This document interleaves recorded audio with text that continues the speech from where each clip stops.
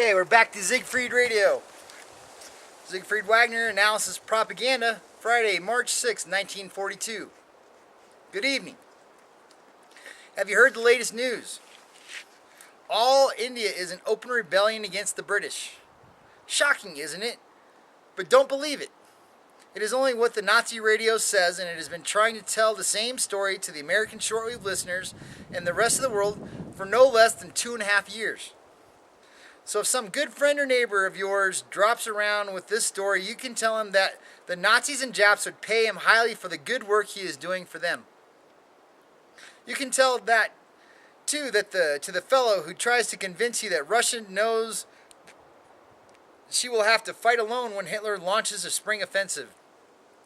Because that is another one of the enemy rumors which the Nazi shortwave stations are trying to put over on the American public. They reason, and this goes down the throats of some people, like the smoothly concocted cocktail, that neither we nor the British are capable of rendering the Russians any aid whatever. What they and their sympathizers in this country leave out of consideration is that by the time the Russian mud becomes navigable in the early summer, Hitler's hordes may be so exhausted that any type of offensive is out of the question. When I last heard Moscow radio, it was blithely counting up the loot. The list was so long and the figures were so large that it would take more time than I have on the mutual network to repeat them here. I got away dazzled, and I wondered if Hitler could make up for those losses even if the British RAF did not emulate his own Rotterdam bombing methods on the Nazi arms factories in France. Apropos, the bombing of the Renault Motor Works near Paris, it was typical that in a broadcast of the German people, the Nazi radio editor-in-chief, Hans Fritzsch, spoke of the French victims as if they were his most own beloved children. For 15 minutes, he ranted and fumed at the British who so treacherously killed and wounded their former allies. Yeah, trying to free France from Hitler. The same man called the French people under-mentioned, that is, subhumans. So the Germans called the French subhumans. Anybody that's not the master race is sub, less thans. And painted them with the vilest expressions of his perverted Nazi mind could think of, as long as they offered resistance during the Battle of France. He and his confederates on the Nazi radio described these same French working people as the scum of Europe, and for whom a rifle bullet was still too decent a method of killing. Yeah, ovens are better, right? And who should be poisoned like rats. Having forced the scum of Europe with hunger and firing squads to work for Hitler's war machine, and having thus thrown the French workmen directly into the legitimate path of British bombers, Fritzsch and other Nazi radio gangsters now swing shamelessly around and throw their black mud on the British. It is well to remember that if the Nazi shortwave should succeed in convincing some people among us that the perfidious rebellions once again outraged their former allies, the French. Those are some hard words to read. The ink is almost gone on some of these papers. This is from 1942, original typewriter paper. The British propaganda analyst James Ferguson was right when he said yesterday, I quote, "All enemy news is propaganda. They don't broadcast any news that is not propaganda. They discount our news and amplify theirs. And it is all done to encourage either their own and allied people or to discourage us. In the long run, this doesn't pay," unquote. No, it doesn't. Anyone with an open mind can see it. Take the submarine attacks on the American continent. Their sole purpose is to irritate and discourage us.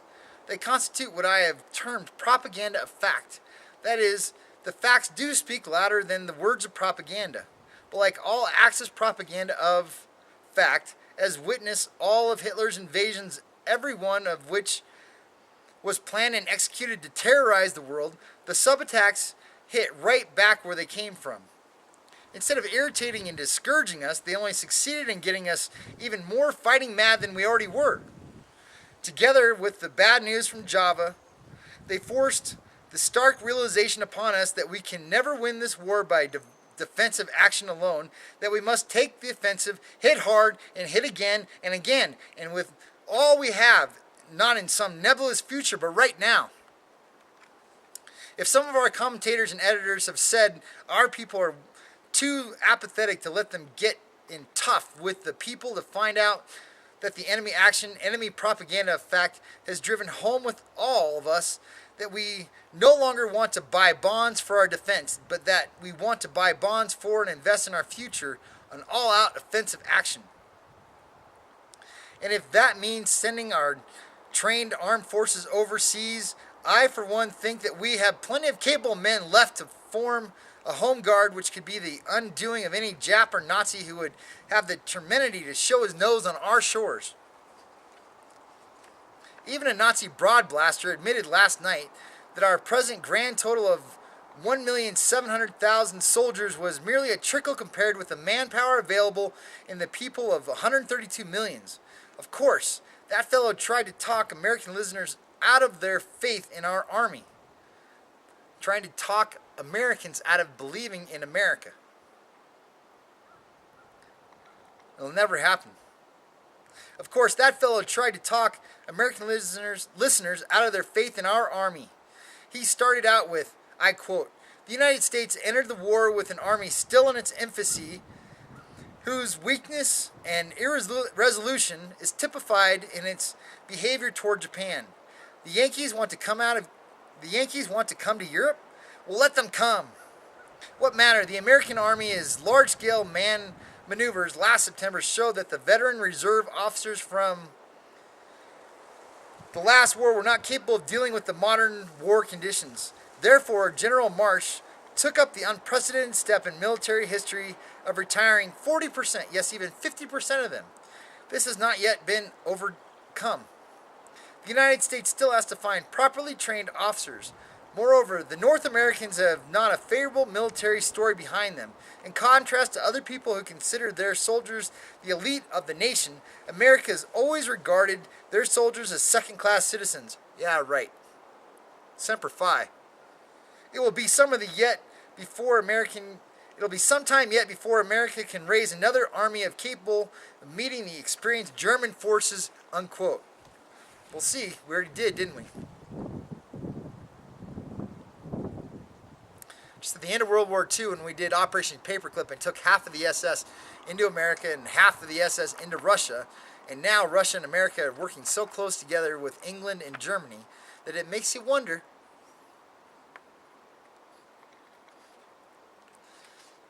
The good of the American people is not at the forefront of the people running America. But that's because we vote wrong. We haven't done anything about it. We're Americans. It's a democracy. That was the voice of the Nazi handing out some arguments for the use of the American defeatist. But it was not the voice of the German soldiers. They, the people, the soldiers of Germany who have squinted at such talk, particularly those among them who met the raw, half-hearted American army in the last war, an army far inferior by the training standards of today. They, the older German generation, remember well, and with horror, this is good. They, the older German generation, remember well, and with horror, how those half-trained American doughboys pitched in the battle and how they went over the top, not giving a whoop or a holler if it all was quiet on the Western Front or if it meant journey's end. They, the Germans of the last war, knew it was the end whenever the stars and stripes appeared in the Allied trenches. It caused them such nightmares and jitters that one stout-hearted German officer, whom I knew intimately, came back from the ordeal needing for many after it was all over for a full quart of 90-proof cognac to get through a night's rest on his own peaceful home. Because they saw the stars and stripes, they were terrified. He would go to bed every night with a full quart of standing on his night table, and he would wake up promptly every hour to drink a water glass of the potent stuff until morning so the bottle was empty. Having been whacked once into such a state of nerves by what the Nazi propaganda calls an infantile American army does not make the German people wish to meet the American infants again. They do not cry, "Let the Yanks come." What matter?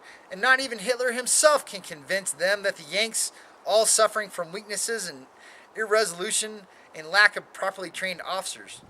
They, the German people, have had enough already from what the Russians has been doing to Hitler's armies without wanting to look in the other direction for the planes, tanks, and bayonets of the Yankees. If the Russians keep on banging Hitler all over the good earth of Eastern Europe, the German people do not need to be told that the appearance of the Yankees in Ireland forebodes the beginning of the end of Hitler. Amen. There is no more assumption on my part. Nazi radio itself offers concrete evidence of this. At the Mutual KFEL listening post, I heard it say, "The German people as well as the American shortwave listeners," I quote, "on the French West Coast, the new Siegfried line is now near completion." That meant that the German people had been reassured against the impending British-American attack in Western Europe. The first Siegfried line was never broken. In fact, it was never even attacked by the French and British along the Rhine River. So the German people were made to believe that the new Siegfried line would not be used either for driving the wash of American doughboys and British Tommies. No, the new line was not yet quite completed, but the German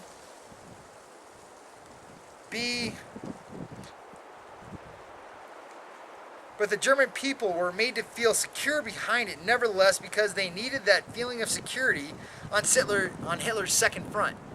So Russia's just bombing him, blasting him from one side, and then Germany mostly has all of Europe. The only thing they don't have is England. And so their second front is the whole coast of Europe.